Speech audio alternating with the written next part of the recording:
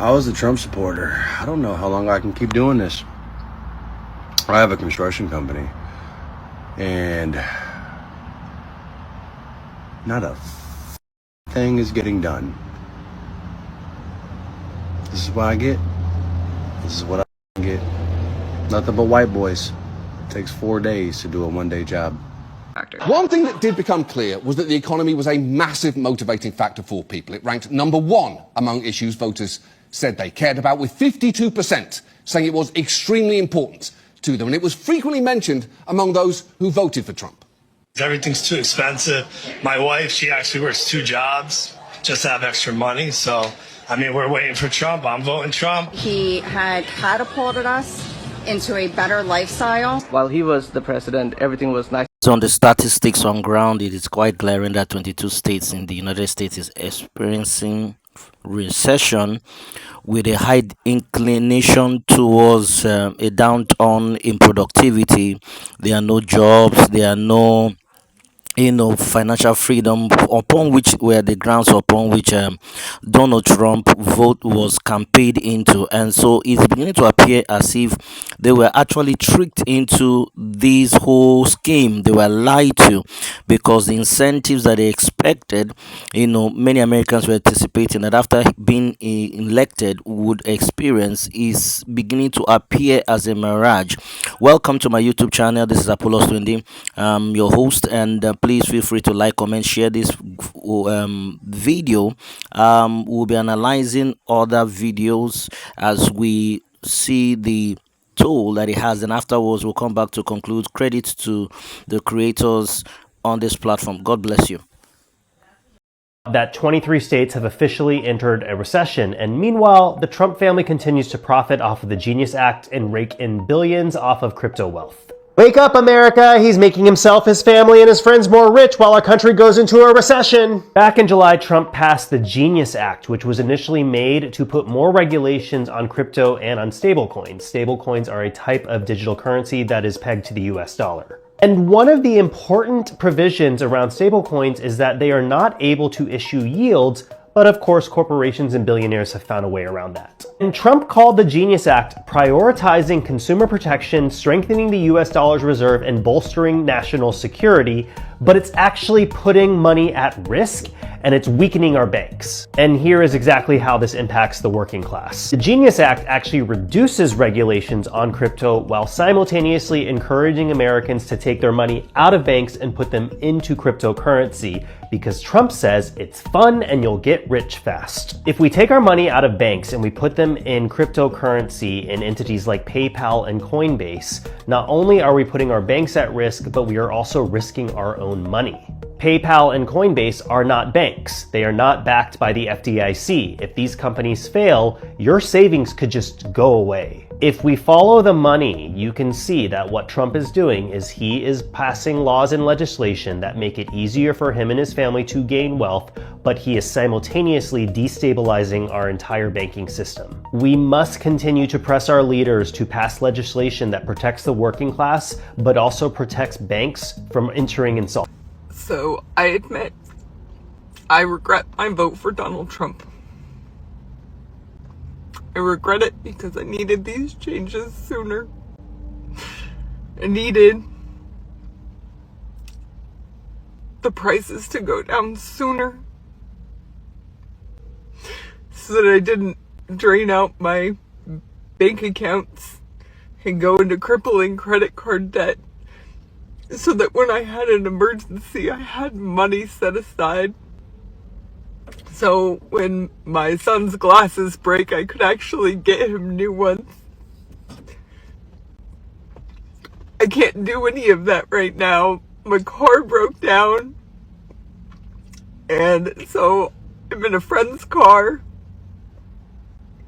just to work, to continue living paycheck to paycheck.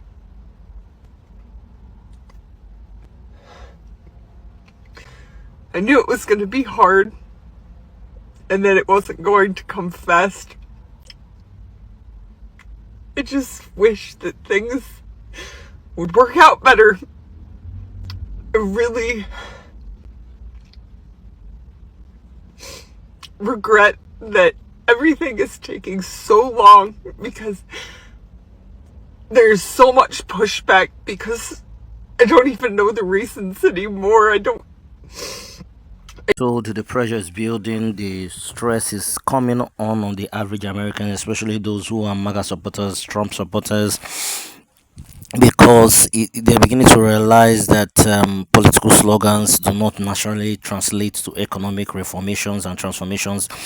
A lot of interplay of things that are involved in determining the outcome of a better economy, and an economy, it cannot be likened to a bulb switch where you just flip the switch and everything just becomes wonderful and amazing. And you could see MAGA supporters venting their anger. There is anger gradually building up in the streets and people are fed up. Trump supporters, if you're not worried now about the economy, now is the time to be worried. Nebraska, Tyson Foods. They're the largest meat producer in the country. They're closing their Nebraska beef processing plant because of Trump economics. Cattle costs have risen $2 billion because of Trump's tariffs, and it has resulted in a net loss of $425 million in 2025 to date for Tyson Foods. So they're closing their meat packing plant, and 3,200 employees in this small town with only 11,000 residents are losing their jobs. 3,200 employees, and I can guarantee a vast majority voted for this. And it doesn't end there. Tyson is taking their 3-shift slaughter operation in Texas down to 1 shift. So a lot more people at their Texas facility are going to be let go. When you talk about big industries now being affected, not the small guy, but those at the top of the food chain being impacted and closing down, we are in a world of economic hurt. And this is just the beginning, because this Trump administration is not focused on fixing the problem. They keep creating more. And I got to tell you, just this Tyson food location in Nevada, there are so many suppliers, so many vendors, contractors every single day that did work for this Tyson facility, whether inside the building or outside the building. These are big contracts that these local businesses are now going to lose. Me trying to fearmonger this is just me trying to prepare you. The U.S. economy right now is like a Jenga tower with 18 fucking pieces missing. We are one piece pulled out away from everything just toppling down. AI was responsible for 40% of U.S. GDP growth this past year and 80% of U.S. stock growth. And the manufacturing industry has contracted for 7 consecutive months, while every other economic indicator is saying this is as bad as things have been since 2009. Now, when you have a sentence that says the economy is as bad as it's been since 2009, you are fucked. So again, this is not me fear-mongering. This is just me preparing you. Our economy is in a very bad place. If you have a job, hold on to it with every... It's a case of good riddance to bad rubbish, or vice versa. As everything else has its side effects, this decision by outright MAGA supporters have hit the roof, and it is affecting everyone. No aspect of the national economy is spared. Small business, middle class people, lives are on the downward trend, and people are asking, when is going to be enough? When is this tariff war going to end? It has not helped the economy. Rather, it has heightened the prices of foodstuff, groceries, and the likes, especially on the average man. So let us know what your thoughts are in the comment section. And please do not fail to subscribe.